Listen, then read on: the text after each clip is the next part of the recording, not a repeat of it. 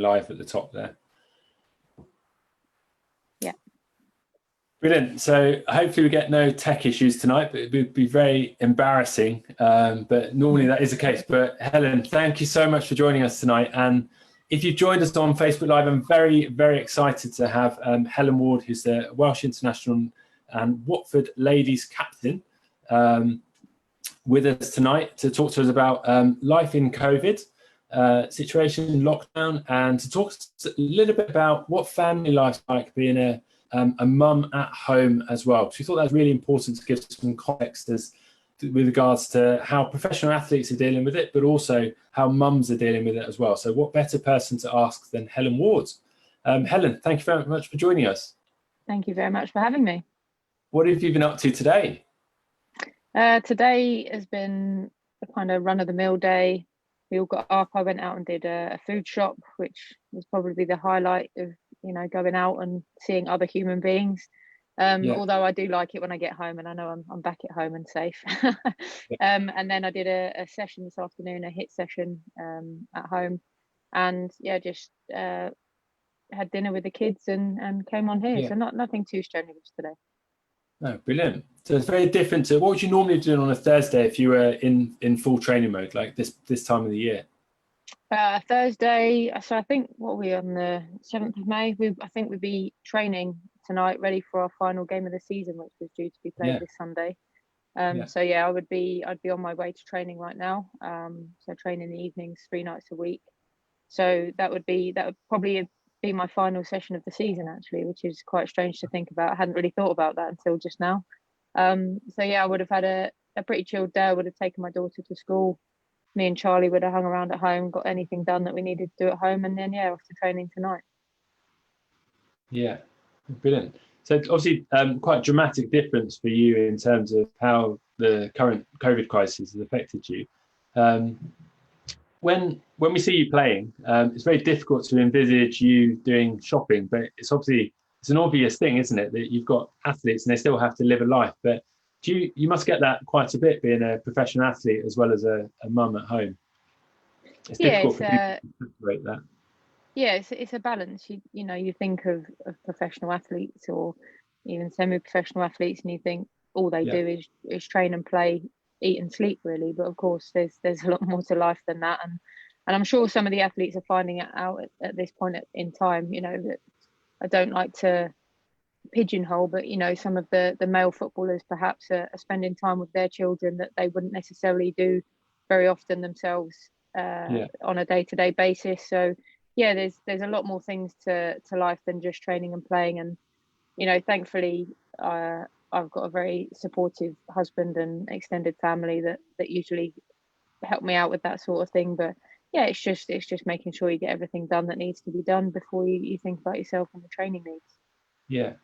So what's an average week look like for you when you're actually in training, and then how's it changed during the COVID situation? So obviously before lockdown, as I said, we train 3 nights a week, which is a Tuesday, Wednesday and Thursday, as a team, and then we play at the weekend. I would probably add on at least 1 more session that I do off my own back in the gym, maybe 2, depending on how heavy the week's been at club training. And then obviously since I don't even know how many weeks it is now, 8 weeks ago, 7 weeks ago, that all sort of turned on its head. And as well. So now I've had to sort of come up with different ways and strategies of how to get my training needs in, because obviously I don't have a football pitch at home. As much as I'd love to have a garden that size, I don't have a football pitch or 10 people that I live with to try and create a football team. So I've had to be quite creative with how I've trained. We get sent a program by our strength and conditioning coach at our club. Obviously, some of that needs to be adapted for each individual because not everybody's got the same equipment. Fortunately, before the lockdown, my husband and I decided it would be beneficial to buy a treadmill. So we've actually got a treadmill at home, which has been a godsend for us, because with having the 2 children, we didn't want to spend our time, out as individuals going for runs on the road and then not be able to take them out for walks, which have been really beneficial for us as a family. So we're able to get our running done at home inside, and then we can use our time outside of the house together as a family, which has been, as I said, been really key for us. Fantastic. Does your husband train as well? What's he do? Well, he's not an athlete as such. He used to play football. He was a goalkeeper when he was younger, but he's always been into health and fitness, and had a gym membership and everything like that. So he's annoyingly quite a good runner. So anything that I do, he's like, right, I'm going to try that, and I'm going to go faster. So you But guys no, are it's good. competitive. We're quite competitive, but I can't say that I win many of the challenges. If you give me if you ask me to sprint repetitively over and over, I think I might hedge him on how many times I can do it. But in terms of the 5Ks or the 10Ks, he's streets ahead. But it's nice for us, and for our mental health, to be able to train and everything together and have that piece of equipment has been vital for us. Yeah, yeah. You mentioned mental health there a lot. Is that something that, as a footballer, the semi-professional, professional, that you have a lot of coaching with? Is that something that they prepare you with in the football world? It's improving all the time. It's become a bigger thing, not just in football, but in life in general. I think everyone will be aware of different people that have had their problems in the public eye, and friends and family that are close to you. I'm sure everybody's got someone that they know, or if not themselves, that have been affected by some sort of mental health. So it's becoming much of a bigger thing, especially for us. We get more opportunities to talk to the right people, whether that's a counsellor or whether it's just somebody that's part of the staff or the coaching team, or as players ourselves. As a captain, I like to think that the girls think that they can come to me and chat to me, and trust me not to say anything out of turn to anybody that they might not want me to. So it's something that, as I said, it's improving all the time. There's still a way to go, I'm sure, to make sure everybody's mental health is looked after, but certainly it's something that's a big part of what people are doing now and thinking about. Yeah, no, it's very interesting, isn't it? So have you had much contact with the rest of the players in the team, the Watfords in particular? Yeah, so we've obviously got a WhatsApp group going. We're all in touch on each other's social media as well, and especially at the start of the lockdown, when we've gone from seeing each other four times a week to no times a week, it was quite a shock. So the chat was quite lively right at the start. It's calmed down a little bit now, but there's still conversations and stuff. And every Monday we have a Zoom call like this, do a team quiz or something similar, just to catch up and make sure everyone's doing okay. Obviously, not everybody wants to be involved in that kind of thing, and that's fine. There's no pressure. It's not for everyone to do a team quiz, but everybody knows that they're welcome if they want to do it, and they can dip in and out each time. And it's nice to just see the smiley faces and familiar faces again, and keep each other on our toes and set little challenges within our team, and whether it's physical or mental challenges, anything like that, just to keep each other's spirits up and stay together as a squad, because we did build a very good team spirit together, on and off the pitch, and it's important for us to try and keep that, so when football does eventually resume, we can pick up and try and pick up where we left off, and go on to hopefully achieve what we need to achieve. Yeah, it's interesting, isn't it? Because we've got a big team in the clinic, and we've certainly noticed there's been people that have been kind of on the outside of that, people that have been really core to the way that the day-to-day operations have worked, and we've certainly noticed a big difference between the people that have been really core to the business and kind of taking things forwards and really active and involved, and then the people that are sat on the outside, but it's difficult to get them engaged. And I think that sometimes being on the outside of a situation can make it seem a little bit harder for you as well as an individual. So it's interesting that you find the same thing as well, that not everyone wants to get engaged. Do you worry about the people that are not getting engaged, or I don't worry. I make sure that I sort of try and check in on, and just individual messages to people that I haven't perhaps seen join in so much. But I know that everybody's so different with us. There's a lot of girls that are still working full-time jobs, either from home or actually still having to go into work as potentially, as key workers and things. So I know there's a lot on their plate, and sometimes at the end of a normal working day, in normal circumstances, you're not going to necessarily want to socialise. And it's the same now. Even if you've been sat at home working all day, you might not want to switch on. You might just want to sit down and chill out and have time alone, and that's fine. So that's why it's never been a compulsory thing for us, but it's an option there that if you need it, then we're here. And if you need an individual chat or conversation, then that's fine too. But if you just need to take time away, then there's no pressure. Yeah. Do you obviously you're Watford captain, aren't you? So do you find that there's do you find a lot of pressure on you to keep that team morale and keep everyone together? Yeah, a little bit. Not so much from other people. I don't think it's an expectation that others have put on me, but it's more something that I've chosen to take on myself. I'm the oldest player in the team, and I've come through. Obviously, I've never come through anything like this, but I've been around football for long enough to sort of pick up ideas and things that might work. And as I said earlier, I like to think that the girls can all trust me and know that whatever I'm doing, I'm trying to do for the benefit of the team and the squad. So yeah, it's something that I've sort of chosen to take upon myself to make sure that I try and keep in touch as best as possible without kind of flooding everybody's inbox every day with messages and conversations that don't necessarily need to be had all the time. Yeah. What kind of fun things have you done as a team? It's mostly really been the quizzes, but each week it's kind of gone up a notch, and there's been little things like whoever wins the quiz has to do the one for the next week. So it's sort of a challenge to make you try and do the best quiz so far. So I actually won it last week, but because I had to do the first one, I'm not allowed to do another one, which is a shame because I was quite looking forward to it. So I set the challenge of the girl that won it, that she has to film movie scenes, recreate movie scenes for us to guess which movies they are. So hopefully they come up with the goods, and we can all have a laugh at that. But yeah, it's just generally, we've had people trying to do around the world and beating little skills challenges, things like that. Nothing too serious. Excellent, good stuff. Good. So obviously the big topic of conversation on everyone's mind at the moment is we've got a big announcement on Sunday with regards to the Prime Minister announcing about what the plan is to cease lockdown measures. But how have you personally dealt with the COVID-19 crisis, and in the lead up, during it, and then this kind of hopefully the last leg of it now coming through the other side? Yeah, so strangely, in the build up to it, I was actually on international duty with Wales. So I was in North Wales playing a friendly at Wrexham. And it was kind of like the start of it all. And we had hand sanitizer and, in the meeting rooms, in the food room. There was a big thing about making sure you're washing your hands all the time. And we all kind of, not laughed it off, but shrugged it off and thought, yeah, okay, it's all very fair enough. Then it sort of got closer to the game and they were saying, well, you're not allowed to go over to the fans anymore. Usually you can go in and sign autographs and have pictures, selfies and everything. We weren't allowed to do that. All we could do was go and clap from sort of a distance.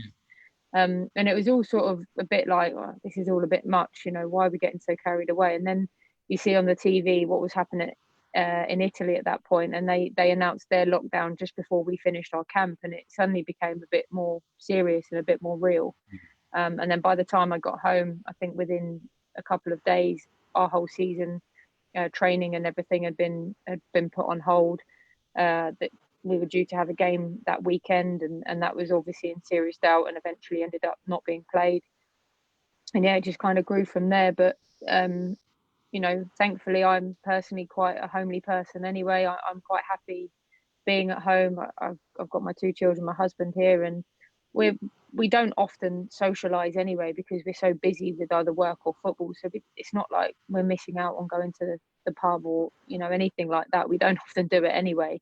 So really, the whole process has been a bit strange. Some days you wake up and you can't think what day it is, or what is going to happen in the future because there's no date. We don't know what's going to happen. That's been the hardest thing. Is I'm sort of training, but I don't really know what I'm building up to. Whenever I've had a training phase in the past, it's been sort of building up towards an event or a date, whether it's getting ready for pre-season, whether it's getting ready for a particular game, whether it's getting ready, having had a break over Christmas, getting ready to go back to training with the team.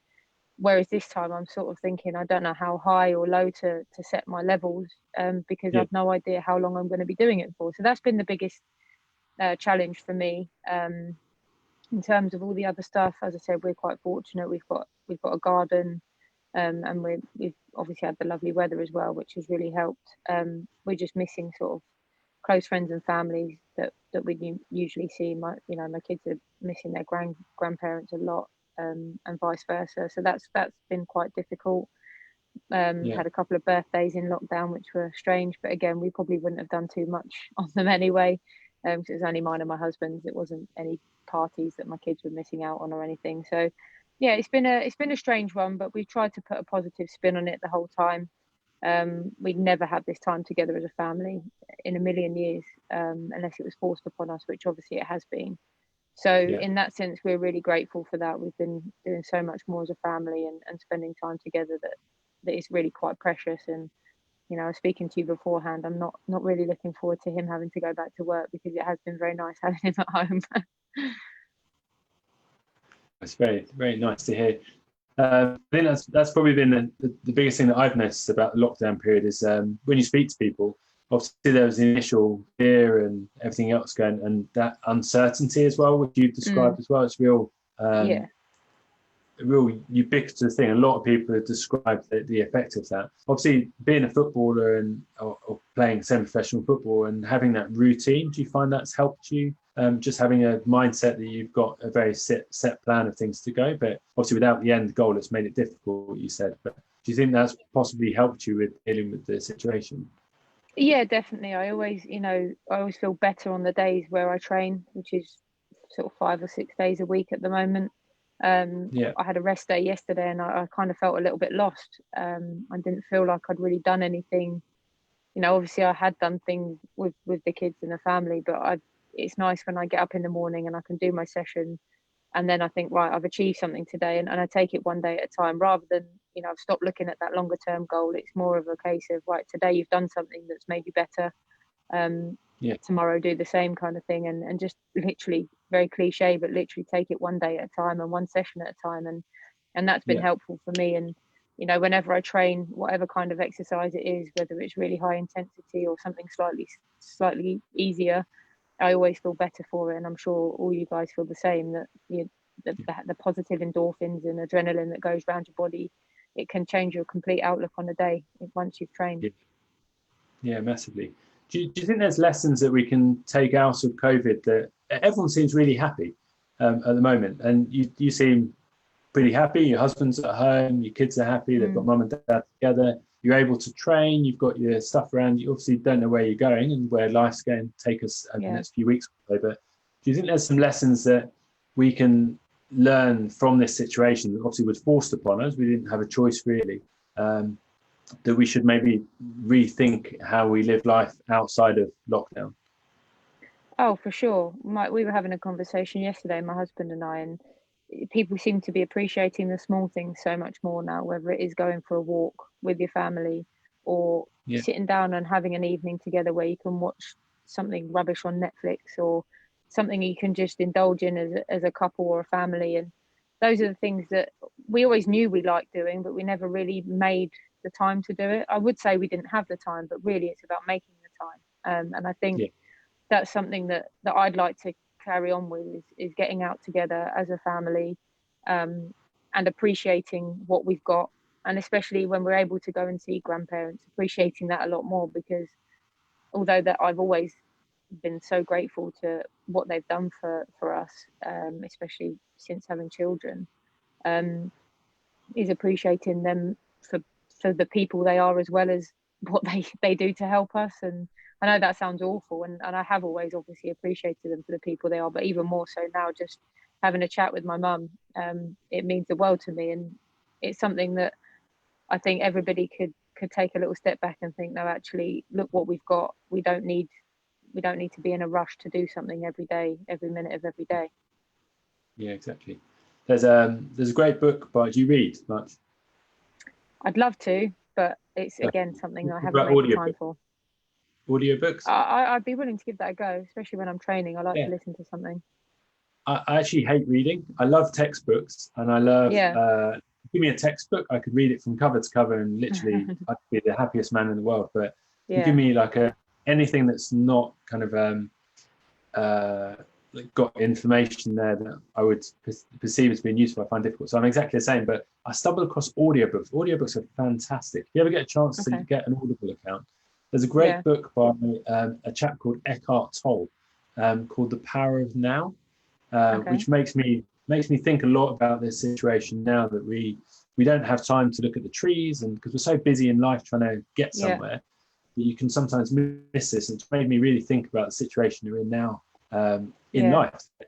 Hopefully it will carry on, but I can see if it doesn't for some people, I can see there being problems unwinding that and getting back to what life was like before, because I guess that's going to be Yeah. tough as well. Yeah, definitely. Yeah, very interesting. Very interesting. So we touched a little bit on the kind of mental and the emotional side of life in lockdown. Have your friends coped that are not athletes or not sporty people? How have they kind of got on with things? Yeah, I think it's been a bit of a struggle for some of them, especially the ones, I've got a good friend she's into sport, but she doesn't play sport. Yeah, I sit with her at Watford games. I've had a season ticket next to her for about 15, 20 years now. And she's such a sociable person. She's out having dinner with someone or going and meeting friends all the time. So for her to suddenly not be able to do that and not be able to watch sport either, I think it's been really difficult for her to switch her mind off in that sense, because she's so used to being out and about, and it's kind of like she's had to stop and slow down. I yeah, think she's doing okay now. She's finding things to do. I think she bought a Lego set, things like that, and she's been able to look after her mum and dad as well, who are a bit older, and do shopping and bits and bobs for them. So she has found ways around it and things to do. But I think it is about just trying to reconnect with people that perhaps you don't speak to or see very often, and using the technology that's so great right now, Zoom calls, FaceTime, all that kind of thing. So I do think I do wonder sometimes how people do cope without that sort of exercise. As I said, it helps me so much each day knowing that I've got something that yeah, in my head I have to do. But obviously, a lot of my friends who aren't athletes, they still have work, working from home. They do a lot of work from home, so that's keeping them busy most of the day. It's yeah, just trying to make sure that they keep their spirits up, of an evening and a weekend when they haven't got so much to do in that sense. yeah. Excellent. So have you found things that do you find that you give your friends quite a lot of advice on like the way that they're handling the situation, or because you're obviously dealing with it really well, but if they're not dealing with it so well, have you found it come up in conversation quite a bit? Or Um, Not too much. I wouldn't say any of them have needed too much, to be honest. It's just been more of a case of if you need a chat, I'm here kind of thing.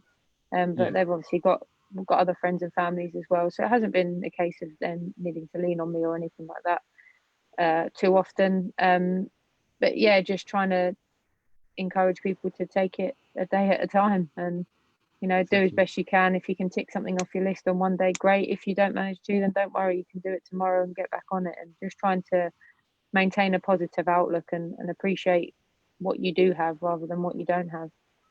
Yeah, yeah, exactly. Good. So as you know, Helen, we started this Power Hour at the start of the lockdown, and one of the key things that we think is really important is to be able to inspire people to take control of their lives if they feel like it's out of control, but just give them Hmm. personal power. So we always like to leave the Power Hours on 3 tips that you found really helpful, either from yourself or your own experience. But what would you say your 3 tips are to inspire personal power with people? I think I find it really helpful, firstly, to write things down. And so, in terms of my training, I will write down a session. If I've written it down, I have to do it. It makes me do it. If I see Yeah, something written down that I haven't done, it will bug me. So it's almost a challenge against myself that, right, you've written that down, you have to do it now. So that's number one. Write it down. You're more likely to do it, even if it's not training. If it's something you need to do in the house, write it yeah, down. Put it on a big sticker on your fridge, whatever it might be. Write it down. Secondly, do things that you love doing. Again, I'll relate it back to training. Don't try and make yourself do exercises or sessions that you don't enjoy, because again, it's going to be much more difficult for you to make yeah, yourself do it. So try and make it as enjoyable as possible. Sometimes, obviously, you're going to have to do a session that is hard, but if it makes you feel good at the end of it, then remember that sort of positive feeling. To do things that you enjoy, And the third thing is just to try and take the positives out of everything. Try and be appreciative of what you can do and not worry about what you can't do. Because I guarantee that, again, if you wrote it down, all the things that you can do at this time would far outweigh those things that you feel that you can't do right now. And again, hopefully those things you can't do, you will be able to do again sometime soon. But at the minute, you just need to put them to the back of your mind, and just try and get through these days with what you can do and appreciate those things. Yeah, very good advice. So if you listen on Facebook, you've heard it straight from the horse's mouth. It's what Helen Morgan says her top tips are. Now, Helen, the most important question: what are you watching on Netflix at the moment? I've just finished Suits, although I've watched it about 6 times. I didn't think I'd get from the start to the finish of it. I've done all the series so many times. And I started watching it again at the start of lockdown, thinking by the time I get to the end of it, it'll all be over. And I finished it today, and obviously it's not all over. But I think there's a couple that we want to watch. We just watched Afterlife 2, actually. That was brilliant. Really enjoyed that. Right. So I'd highly recommend it. That's another, that's quite poignant at this point in time as well, I would say.